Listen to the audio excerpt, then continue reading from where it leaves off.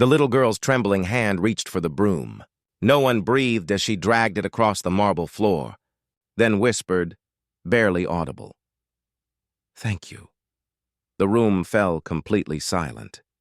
For the first time in 4 years, Sophie Weston, the billionaire's daughter, had spoken.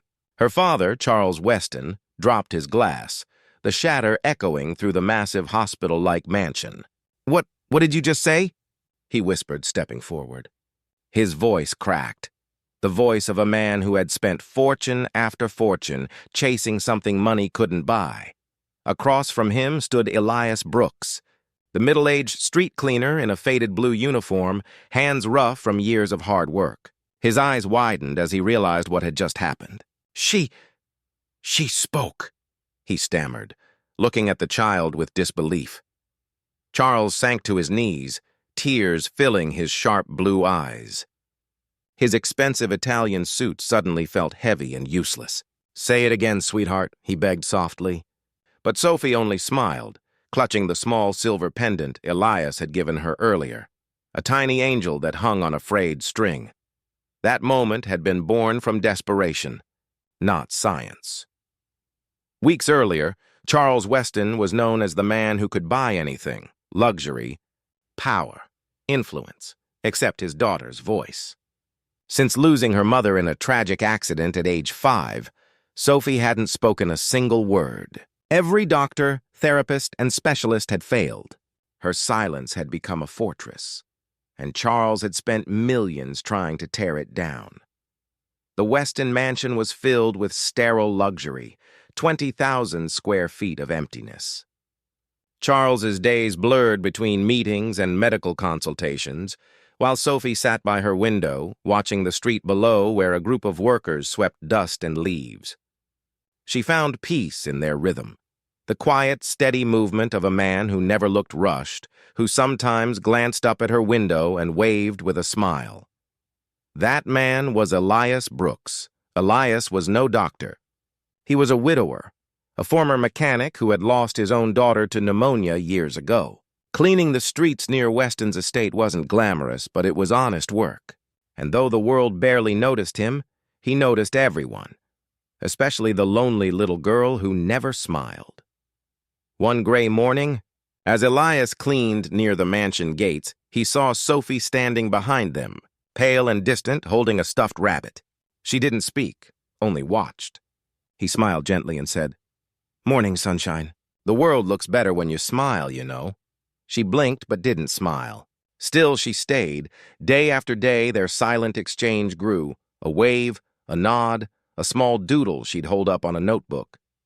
He'd respond with stick figures drawn on napkins or bits of chalk art on the pavement. Slowly she started to wait for him. Then one day it rained hard. Sophie pressed her face to the glass, searching for Elias, but he wasn't there. Charles noticed her anxiety and frowned. "What's wrong, baby?" he asked, but she didn't answer. When the next morning came, and she saw Elias sweeping again under the wet sky, she bolted out of the mansion, the first time she'd left without permission. Charles, panicking, ran after her. He found her standing before Elias, soaked, holding out her small umbrella to shield him. That was the day Charles Weston met the street cleaner. He scolded his daughter, his voice trembling with fear and frustration. "You can't just run off like that." But Elias stepped forward, his calm voice steady. "She's not running away, sir. She's reaching out." Charles stared at him, offended. "You don't understand. She hasn't spoken in years." Elias nodded. "Then stop trying to make her talk. Start listening to her silence." Those words hit harder than any diagnosis. Over the next few days, Charles found himself noticing small things. How Sophie drew pictures of Elias sweeping. How she smiled when she saw him. Against his pride, he invited Elias to the mansion one afternoon. "She seems comfortable with you," he admitted reluctantly. Elias smiled. "Sometimes it takes someone who's been broken to understand someone who's healing." Charles frowned but said nothing. The visits continued. Sophie grew calmer, even playful.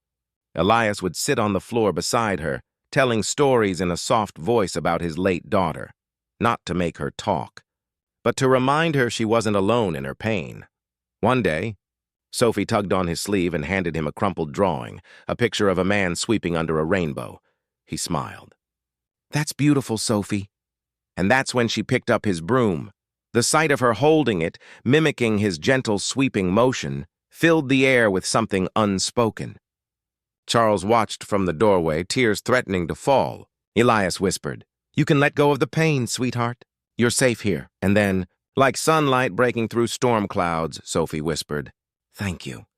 Her first word in 4 years, not to a doctor, not to her father, but to a man society barely saw. Charles collapsed beside her, hugging her close, his heart breaking open after years of grief. He looked up at Elias. "How did you do this? 100 doctors couldn't—" Elias smiled faintly. "Because healing isn't always about medicine, sir. Sometimes it's about kindness." Later that night, Charles sat by Sophie's bed as she slept peacefully for the first time in years. He walked outside and found Elias preparing to leave, broom in hand. "You're not just a cleaner," Charles said softly. "You're a miracle worker," Elias chuckled. "No, sir. I just remember what it's like to lose a child." "I think she felt that." Charles took out a folded check, but Elias shook his head. "I don't want your money. Just promise me you'll listen to her now." Charles hesitated, then smiled. "You have my word." As Elias walked down the quiet, lamp-lit street, his broom sweeping softly against the pavement, a faint voice called out from the mansion window, "Good night." Charles froze. His daughter's second word. Elias looked back, smiling through tears. "Good night, sunshine," he whispered, disappearing into the gentle hum of the city. That night, a billionaire found humility, a cleaner found peace, and a silent child found her voice, all through the power of compassion.